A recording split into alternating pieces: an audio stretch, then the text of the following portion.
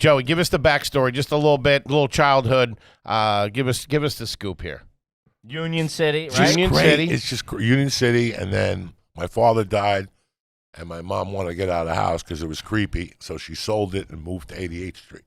Oh, So when I Upper West Side or Upper East? this morning, Upper West Side. I'm a West Side guy. So West Side till I die. I'm a West Side Oh, man, I love too. the West Side. Yeah, PS East Side 166. fucking sucks, dude. Yeah, the East Side is kind of like boring. Yeah, there ain't nothing there. Nah, West Side, you come out of your house, somebody's bleeding. There's a fucking, it's always a story. Not anymore. 88th Street has like a fucking Whole Foods on the corner. Oh, yeah. It's real nice up there. Yeah, now. I see Real people nice. sitting outside. When I was a kid, the corner there was a photography store. And the family this is fucking crazy. You guys are too young. You remember it. Dark Shadows was a show on ABC in the afternoons. Okay. A guy named Barnabas Collins would come. He was like a fucking badass vampire with a big dick, and he'd come bite you in the neck. I don't remember that But one. if you look it up, it's hysterical. Their family owned that thing, and the kid that played like the Eddie Munster Okay. always worked there. Oh, Who no the fuck shit. knows? Who gives a fuck? That was a long time ago. Stayed up there till about the 3rd grade. Okay. No, stayed up there till the 5th grade. I moved to Jersey in 73. Okay. But my mom always had a bar in Jersey. So my roots were kind of always in Always Jersey. there. Still hanging out there. Yeah. So Okay. I lived on 88th Street, went to PS 166. But my godmother lived on 148th and Broadway. I live up there. And that was the fucking neighborhood when you were a kid. The Heights, baby. Oh, my God. That was a great neighborhood. We'd walk Uh-huh. to 125, get chased by gangs. It was a different world for a child, Mm-hmm. And then moved to Jersey. Mom sold the bar. In 78, we got locked down. What was the name of the bar, if you don't mind me asking? El Reloj. It's a Cuban bar called, it means the watch in Spanish, the clock. They serve food or just booze? At the time? Yeah. Well, my mom had a Cuban joint that did Cuban sandwiches and shit. Really? I Oh, didn't know. that's On like awesome. 32nd Street, and I think it's New York, Palisade Avenue. And then when she closed that in like 56, she opened the bar. Then they went back to Cuba, had me and my sister. Damn, went back. Holy shit. Because my mom had gotten out of Cuba. That's why there's no record of my mom coming here. Because my mom was at a school dance with her sister when she was 14. I think my mom was a year older than her, whatever. And she was missing. So my mom went out looking for her, and the guy was raping my aunt, Rosita, who's still alive. So my mom got a rum bottle and broke it and stabbed the guy in the back. So they had to get her out of fucking Cuba overnight, and they shipped her here because we had family here. Okay. So she Oh, damn, came, so this happened in Cuba. my bad. but I then thought she you said came here as like a 16-year-old, whatever the fuck she was. Her and a cousin, and they lived up in the Bronx, and they started running numbers. So she's a hustler. Yeah. She's an earner. So that's how the whole numbers racket came about. And then The life and times of Joey Then Diaz. 5 or 6 years later, she hooked up with a Puerto Rican chick, and they opened up their own bank. And then it became dangerous. It was like a woman's little candy store running numbers, and they did it. And then they went back to Cuba, came back. My sister got stuck in Cuba. My sister wanted to finish out the school year. Okay. They went back after the revolution or before the revolution? They went back after the revolution. Okay. To try to bring my grandmother back and all those fucking people, but those fucking commies Sure. didn't want to go anywhere. They were just settled in Cuba. They didn't Yeah, know. right. They didn't know what was on the horizon. They had no idea. So my parents came back. My dad died a week, maybe a month after he got here. I was like 3. Damn. So that was like shocking. And then, it just flipped up the house. And I think 79 was when my mother died. And then I had to live with somebody, and some friends from the neighborhood took me in, and I got into drugs and crime and, all the other shit. Sure. Ended up getting locked up, and then came out. By that time, I had a hint about comedy, but where I was from, they didn't talk about that. It's like being in Philly. Same Who shit. spoke to you about fucking I got going all- to theater? Dude, I still got- Nobody. I You know what I'm still got- saying? Like if I fucking ever, I'm dying to fucking look up where my guidance counselor's buried, so I go piss on his fucking grave because they never told you what was available to you. Uh-huh. In Philadelphia had the same thing.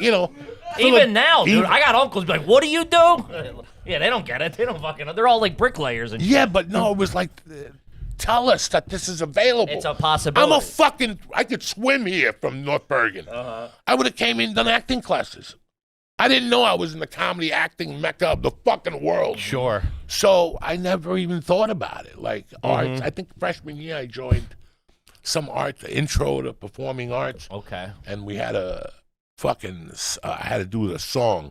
So I lip sync Shattered by the Stones. And the lady pulled me aside. She's like, "You're onto something." I'm like, "What am I onto?" I'm lip syncing. What the fuck am I onto? I'm not, You lip sync.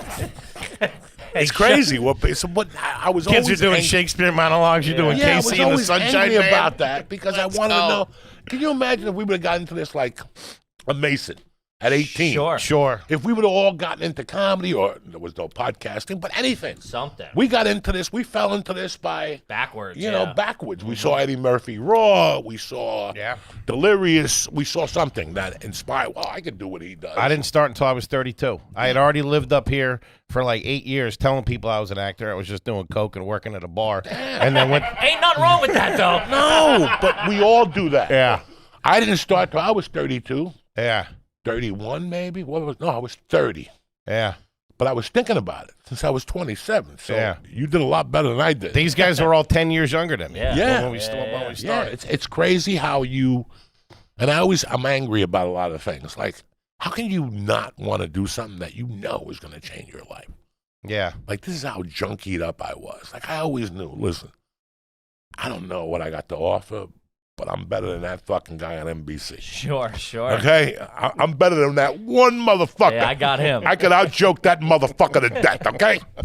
You get that anger. You get one guy, and you're like, I'm funnier than that fucking guy. Sure. You know, and then you get into it. That took me going to an open mic. I just went to watch for the first time, and I was like, "Oh, these people fucking suck." Like, I'm like, I can do it just as bad as That's that. it. I think I was on stage when He he was. said- He was the one I saw. I go, "This fat idiot, I can do this." I was wearing a blazer and sweatpants.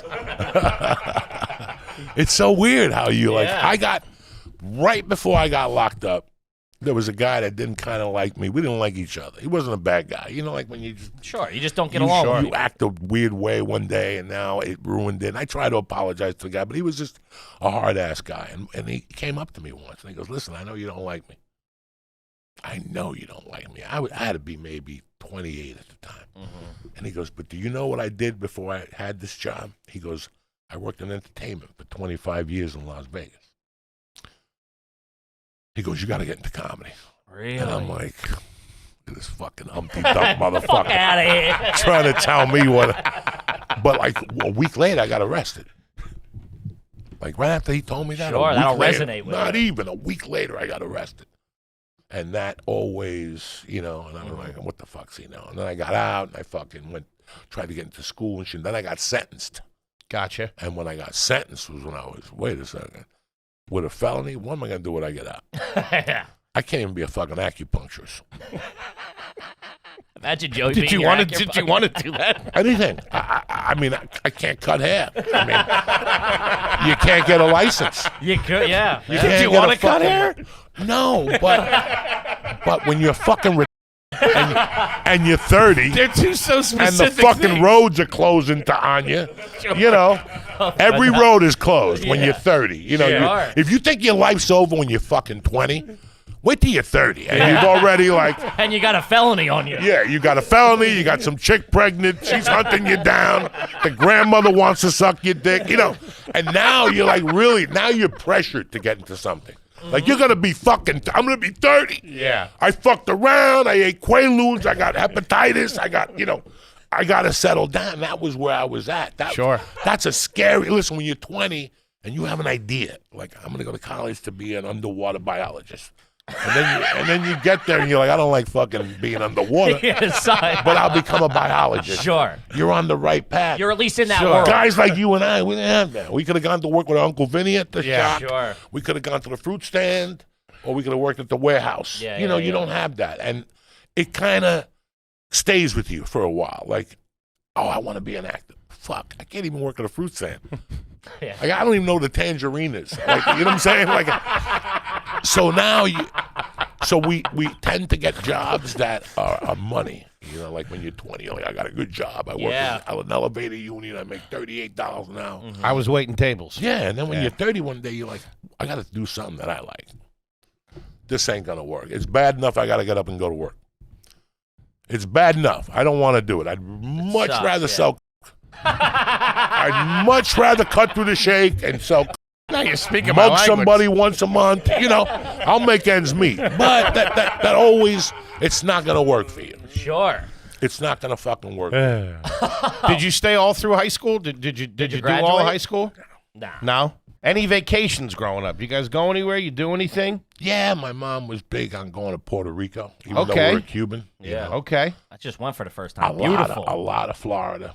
A lot of You know, Florida. when you're Cuban, Miami? Miami. And how you getting down there? You driving down there? You taking? Fuck no. You're flying. Eastern Airlines.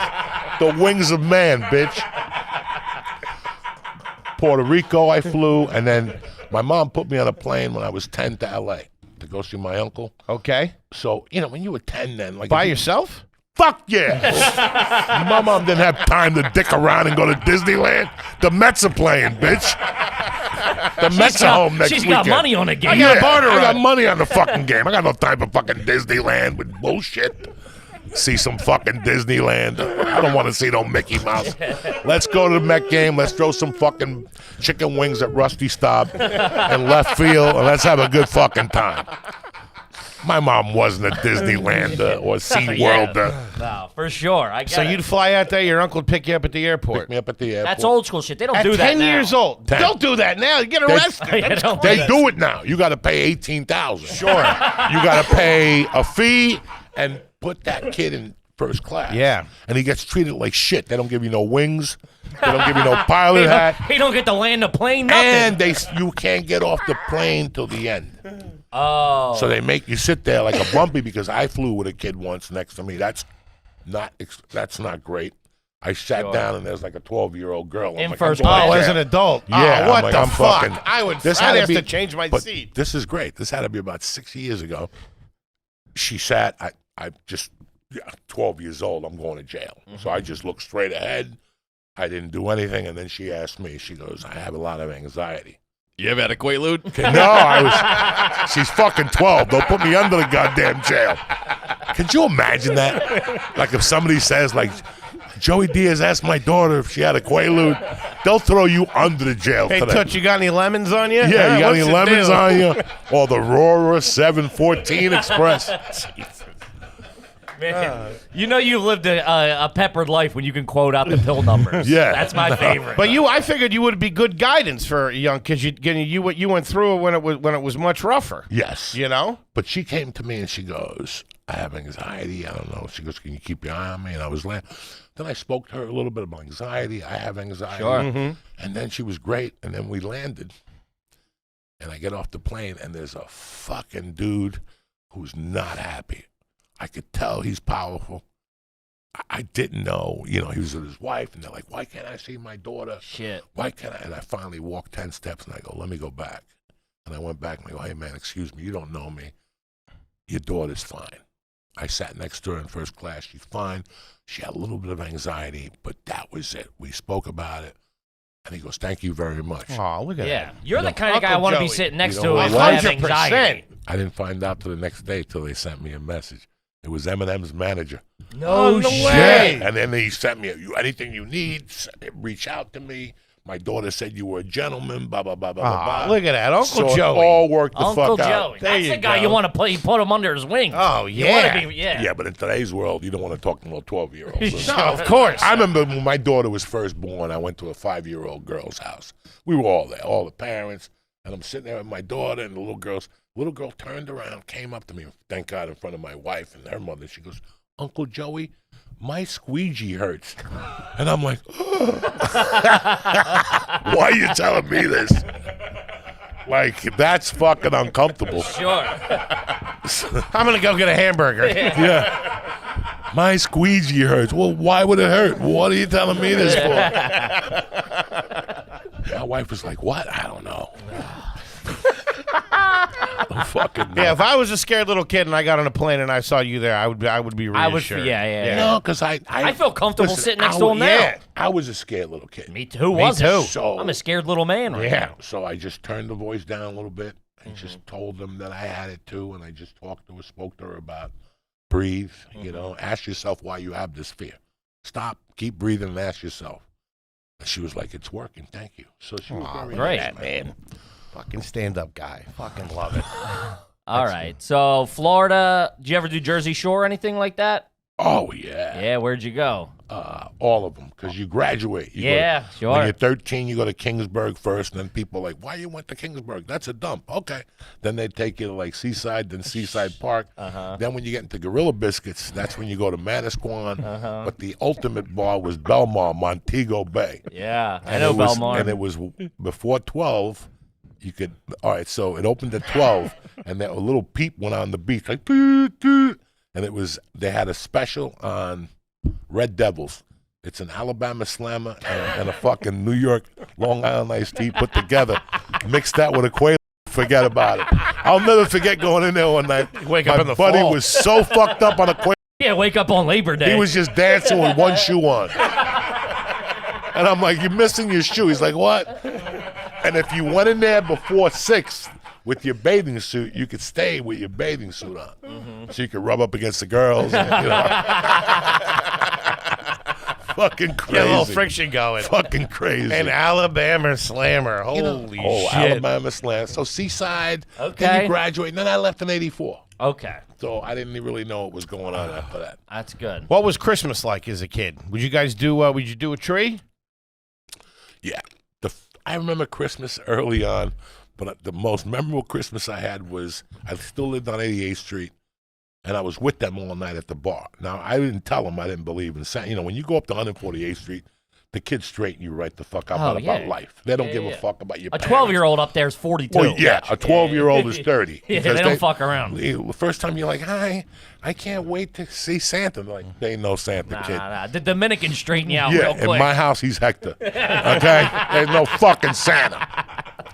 There's no fucking Santa. You know, looking through your presents. one of the things in the book that the first time I went to 148th Street, my godmother's like, "You got to go outside and play with the kids." All right, and I started playing. You know, there was some fucking Irish dirty kids, and some fucking Puerto Rican kids, and some white kids, German, whatever the fuck they were, a couple Jewish kids. And I wasn't there an hour, and they're like, "Hey, you want to come play?" And I'm like, "Yeah, we played like stickball or whatever." And then they're like, "Let's go down to West Side Highway," because we were right there. We were 148th and Broadway, so all you got to do is walk down the hill. It's right there. And you're right there. And I remember they were like, "We walk in, you want to see a dead body?" And I remember the dude was already like bloated, and he had like a 4x8 piece of plywood on him. This is before New York CSI. This is when you sat there until you sat there. Yeah. Unless you're bothering somebody on Broadway or in front of the fucking Lincoln Center, they're not coming for you. When they fucking shot you back, I don't know if he was shot. I remember we walked, and I till this day I remember the smell. The smell was fucking thick. It wasn't asthma that killed him. No, Yeah, it wasn't natural causes. I don't know if he got hit in the head with a rock. I don't know what happened to him. He was just laying there with shorts on and a fucking piece of plywood on him. Okay, All right, I'm good. that's good. But that was a kid's world. Yeah. That was a New York. I mean, That was a kid's world, It was you a know? different New York back. I mean, I didn't know it, but different, way different than now. Huh. Okay. Any pets growing up? Yeah, I had. My mother was a German Shepherd whore. Really? Okay. So she would donate money to the ASP, to the cops or something. Okay. That was our first dog, German Shepherd. Yeah, and they would give her like the old dogs. Oh, no shit. The ones that couldn't sniff drugs no more, like when they when they got too much asthma or sleep apnea or whatever. So we had a couple German Shepherds, Champion, Okay. and there was another one I forget. And then I got a dog about maybe 6 months before my mother died. And then when my mother died, the Italian house I went to, they didn't like dogs. They already had a dog, so I had to give the dog away. And I still remember nights being fucked up and walking home and going, "I got to go see that dog." And I would jump to people's fence and just go into the doghouse with the dog and just cry. Oh, shit. Just missing my mother and this fucking dog. Damn. I was doing back then, a lot, which is So there might not have been a dog. no, there was a dog, which was AKA Angel. Sure. Sure. AKA. So we liked doing this shit every Sunday. We would do a $10 bag from the city. So when I got the dog, I ended up calling him Crystal. He was white with a couple like little black marks. Sure. He looks like Crystal, so I called it Crystal. And then after that, then I got dogs later on. Okay. Gotcha. No snakes, anything like that? Lizards, No. birds, nothing? Turtles, nothing. No, fuck that.